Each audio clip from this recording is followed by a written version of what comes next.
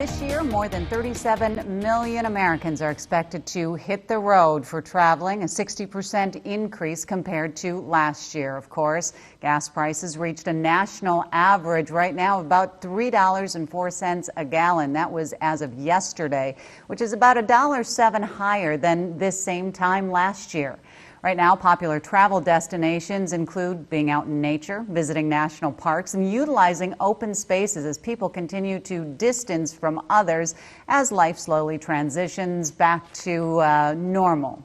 Chris Ventura is the Midwest Director for Consumer Energy Alliance, an organization that helps advocate for affordable energy prices and gas being part of that goal. Chris, what do we know about how the price at the pump correlates with post-pandemic recovery?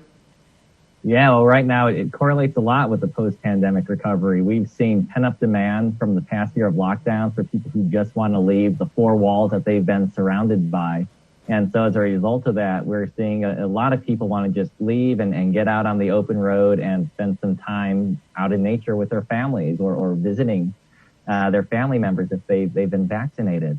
And, with that, we also see people who are a little bit less willing to actually get on an airplane this year. So they are actually, getting out in their cars and causing that increase in demand for gasoline. And we do know, as I mentioned before introducing you, that our gas prices are up over $3 a gallon in some places. So is that something we can expect throughout the summer months, or are we going to see gradual increases up through maybe September? Well, from our outlook, we're probably looking at seeing increases all the way through the summer months. Nationally, more than likely seeing about a $3.50 national average. And so what that means for Minnesotans who are going to fill up their vehicles, they can expect to pay, well over $14 every time they go to fill up, more than they paid last year. A lot of vehicles are more E85 equipped these days. I know mine is, and I'm very happy with that because the ethanol blend is so much cheaper than regular gasoline. With that said, the Environmental Protection Agency has required in past years for stations to switch over to the summer blend of gas. Is that going to save people a lot of money, or is it not going to make much of a difference? Yeah, so the summer blends are traditionally a little bit more expensive than the winter blends of gas, just due to the different additives that are put in there. But this year, one of the main issues that we see is not on the refining side, it's actually on the supply chain side. One of the largest constraints is a shortage of truck drivers. And, nationally, we've got over 25% of our tanker trucks that are just sitting parked right now because there's just not enough qualified tank truck drivers to take the gasoline, from those storage tanks and bring them directly to your neighborhood gas stations. Well, so then you would think that demand would be a little bit lower, the supply would be up, and thus lower prices. That's not the case, though. That's not the case. So the supply is a little bit constrained right now, as I said, because of those shipping issues. But the demand is only increasing because you've got, over 37 million drivers just, expected this weekend to hit the road.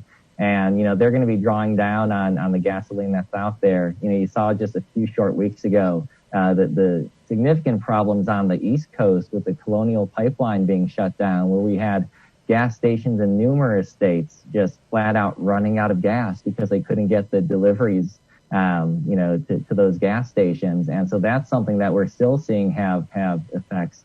Not all the gas stations currently have gasoline that actually need gasoline. So it's something that we're still getting through. That was another question I had for you, is that I know that was supposed to start getting back to normal as things were being fixed with the Colonial Pipeline. Are people out east, because folks from the Midwest definitely go to the East Coast, and so has that issue been resolved? And it doesn't sound like it has 100%. How much longer? Yeah, not 100%. We're still expecting a number of days until that issue is resolved.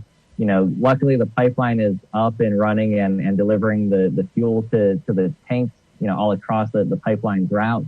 But getting it to that final mile, from those storage tanks onto that tanker truck and actually delivered to those gas stations, that's where we're still seeing the issues. So if you're traveling to to the upper reaches of where the Colonial Pipeline served, whether it's New York, New Jersey, that area over Memorial Day weekend or in the near future.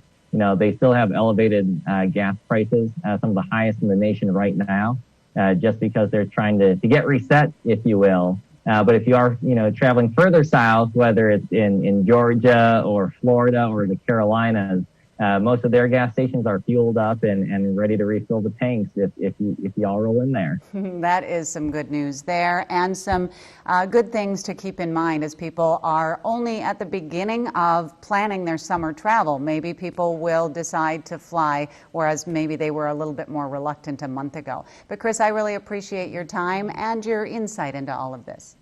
You're welcome. You have a great day. You too. We'll be right back.